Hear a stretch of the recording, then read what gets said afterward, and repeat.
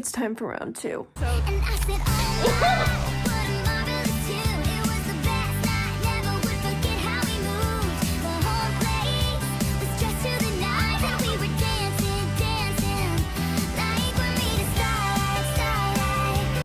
No!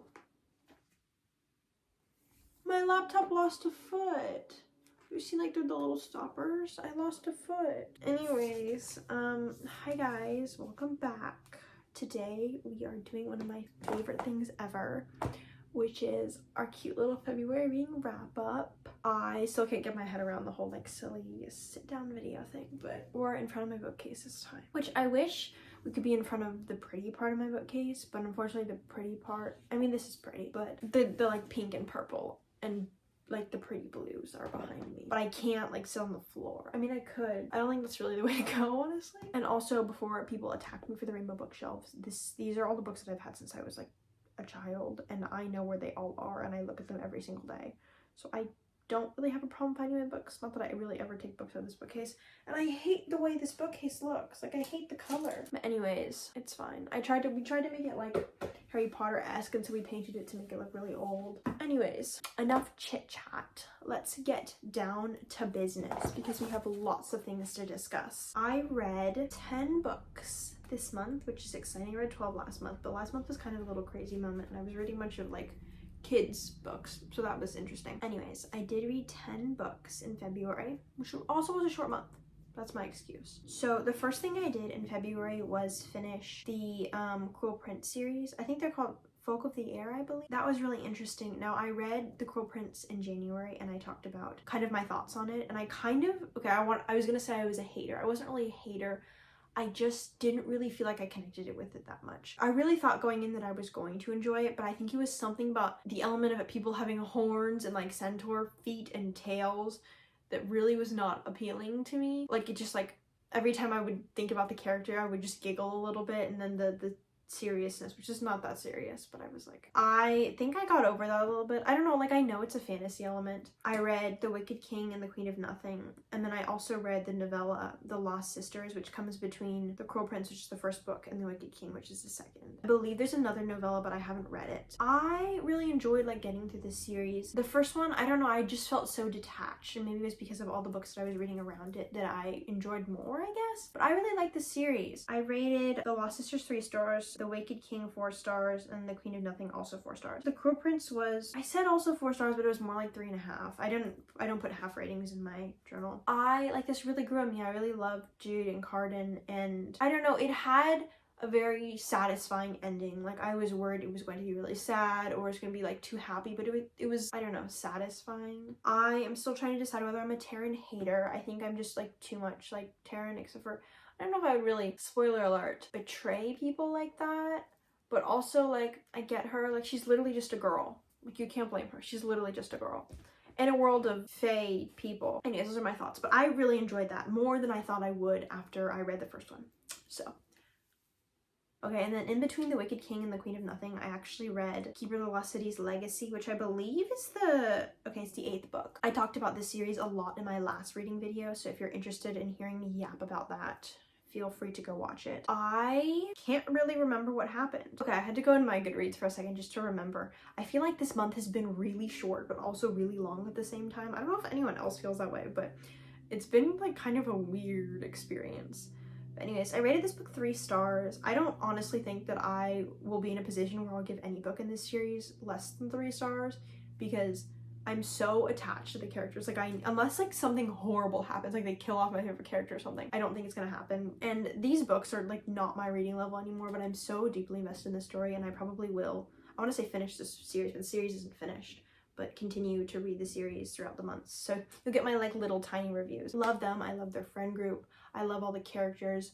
Bianna is my heart, soul. I love that girl with my whole heart. Steffi's great. Like I need to know what happens, but apparently not that badly because I only read one of the books. It was 3 stars because I'm no longer a child, and it's just like really not the kind of book that I'm interested in anymore, but I like I I love the characters so much. I love them. That's all I can say about it. And then the next book I read was My Year of Rest and Relaxation, and I really just picked this up. I've seen it everywhere. Everyone talks about this book, and I was at Barnes & Noble with Vanessa. I was like, oh, I want to read this book, and she said, oh, everyone has been saying like they hate it because she just like rests the whole time, I guess, which is literally the premise of the book. So I ended up giving it 3 stars. I have a longer review on this on Goodreads, but it was just, I don't know, the book made me really angry. Like, I hated the character, I hated how vulgar it was, and yet I can still appreciate why it was the way it was. It's a very much a character study. It's just a character who I dislike. And I guess maybe I dislike her because she comes from a place of such privilege in some respects, and others not. But I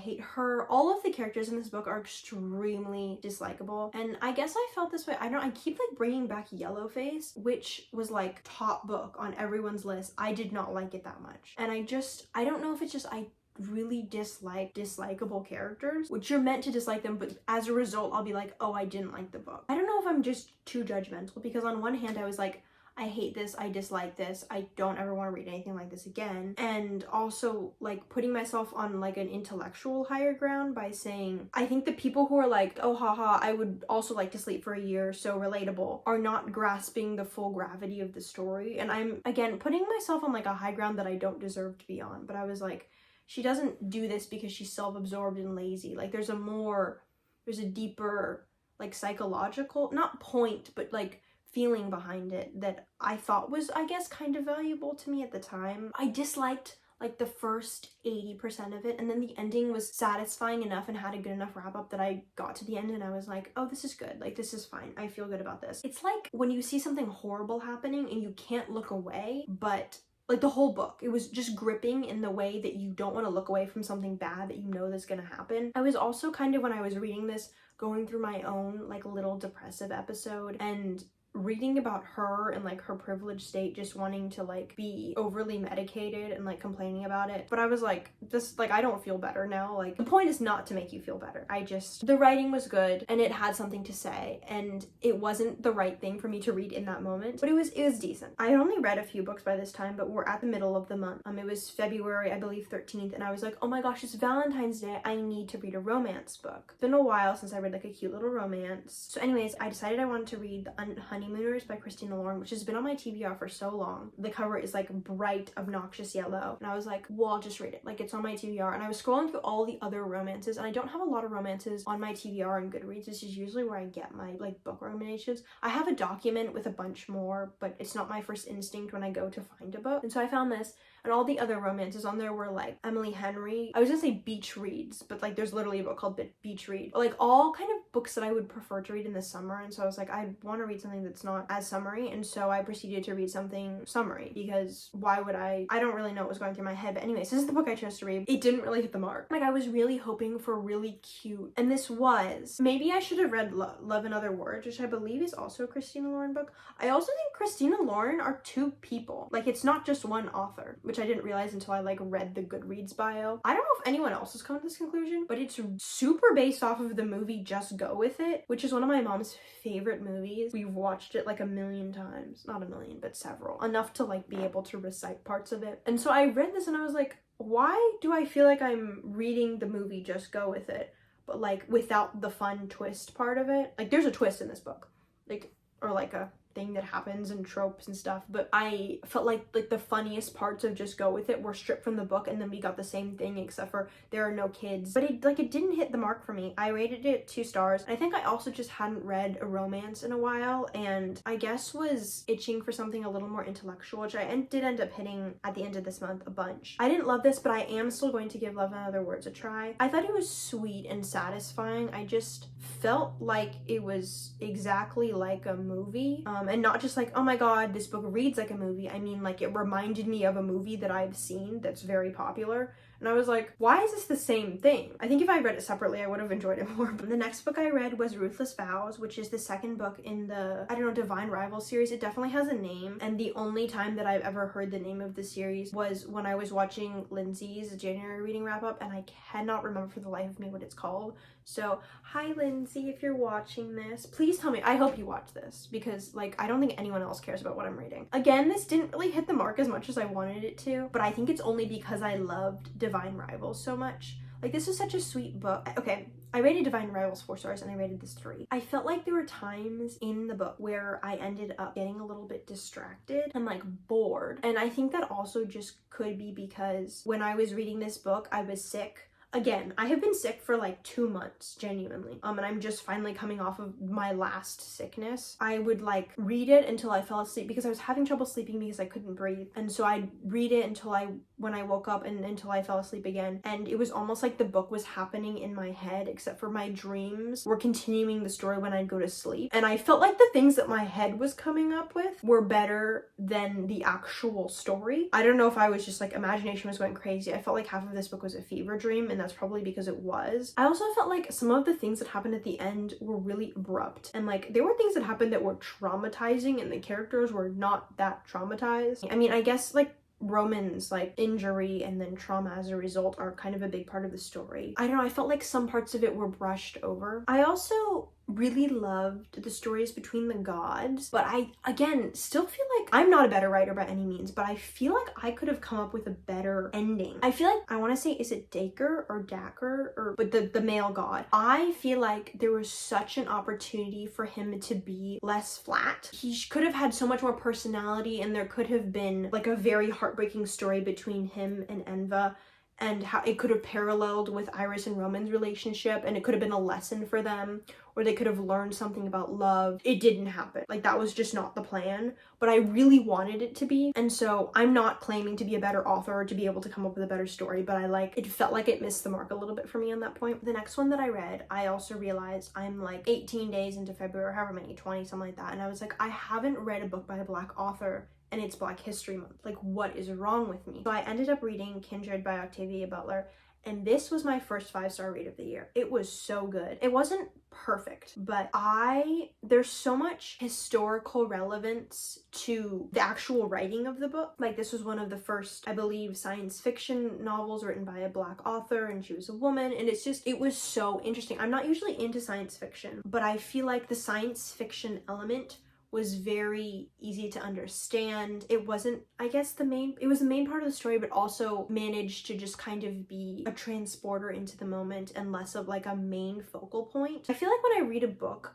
that's so much, I get not better than what I expected, but so much better than the words that I can use to explain it, I have trouble, I guess, giving any kind of review, just because I don't want anything that I say to come across as critical when I don't. Like, this is one of the best books I've ever read. There were so many layers to the fact that this book involved like slavery in a historical context, and the whole ancestral dynamic, and the racial dynamic on top of that, and the treatment of women and family and children, and like relationships between, I guess, husband and wife. Like, it was so interesting, and it really makes you think, and you ask yourself, how long would it take me to accept a situation like this? And again, I am sitting here in a place of privilege with the capability to say that and think about it for 15 minutes and then put down the book and never think about it again, which I didn't do, but it's so fascinating to me. I question sometimes how many of my morals that I say that I would stand by, that I would actually stand by if I were to be put in a situation like this. And I definitely thought about this a lot. My first 5-star read of the year, and very much well deserved. And then I read Letters to a Young Poet, and this book was absolutely insane. Also a 5-star read. Not gonna lie, again, I read this mostly because of Boy Genius. I failed my not talking about Boy Genius in a video again thing. They have a song called Letter to an Old Poet, which happens to be one of my favorite, I say one of my favorite songs on the album, but I love that whole album. If you haven't listened to it, go listen to it, you know. But this is maybe some of the most beautiful writing that I've ever read in my whole life. I actually still haven't gotten around to writing a review about it because I only finished it, I think, yesterday. Again, this was a short one, but it was so beautiful, and I don't even think I can put into words the way that I felt about it. Like, I enjoyed reading it so much, and I read some really good books this month, but I didn't enjoy them as much as I enjoyed this one. Like, I feel like I finished it and I immediately need to go back to the beginning and read it again, and I don't think I ever feel that way about any books. The language was so beautiful, it was inspiring, it told a story about something that I feel like is really important, and it's really not for just that one specific demographic that you think. It's for anyone with an imagination or creativity, and it says so much about social dynamics and childhood and acceptance of other people and of yourself, and it was just, I cannot say enough good things about it. I wish I could put into words better how I feel about this, but I can't because I haven't sat on it long enough. I've done it once, talk about the way that I read this book, whether it was a physical copy or a digital, and the answer is all of these books that I have just listed were digital copies because I got a Kindle, and it is the best thing ever. It was an early birthday gift. Yes, my birthday is in April. I adore it so much. It's just like a regular Kindle. I have this case. Currently reading 7 Year Slip, so look forward to that in the next reading wrap up. I just love it so much. It's so light, and I can carry all the books with me everywhere. I went to the DMV on Monday, and I could just bring this with me, and it was such a pleasant experience. I can read when it's dark, when I'm getting ready for bed, and it has changed my life so much. I cannot say enough good things about it. If you're interested in a more in-depth review, or if you have questions, please comment them and I will tell you all about them. Yeah, I don't know, I might film a more in-depth video, but I just wanted to mention that I got a Kindle and it's amazing and I love it so much. And then the last book that I read this month, I didn't read on my Kindle because it was a hard copy, and it was my dad's hard copy of The Stranger by Albert Camus, and I genuinely finished this morning, and there's a lot to unpack. So I don't know how much I can talk about because I feel like I can't put this book into words. I've never read a book that was existentialist, or even nihilist, I guess. That's such a Satanist boy genius reference, but I don't know. I didn't really enjoy it, but it was really interesting, and I talked to my dad for like 2 hours about it. So I may end up talking about it another time, but I don't have a ton of stuff to say about it. I feel like this is one of the most talked about pieces of literature, and if you want to hear someone say something about it, you should go read an opinion on Goodreads, or read a book, or read a novel, or listen to a song about it, or read someone's review or an article, or I'm sure people have made this into like physical art, but the concept is something that I've never really encountered before, and it was absolutely fascinating. Something that I have a lot of trouble like conceptualizing in my head. Definitely something I'll be thinking about for a long time, and it's like my dad's favorite book ever. So I think that may be it for this video. I finally read nonfiction this month. I've been trying to make my way through another nonfiction book, but we'll see how that goes because it's very long and it's very convoluted. Thank you so much for watching this. Keep reading. Have a great time. I love you so much. Don't forget to drink water. I was absolutely drinking water between clips. Take care of yourself, and I will see you in the next one. Goodbye, you silly gooses. I'm gonna go move my chair because the chair doesn't belong here, and there's too much trash on the floor. The folders and papers and stuff that belong beneath the chair. So wish me luck on that one. Anyways, love you all so much. Goodbye.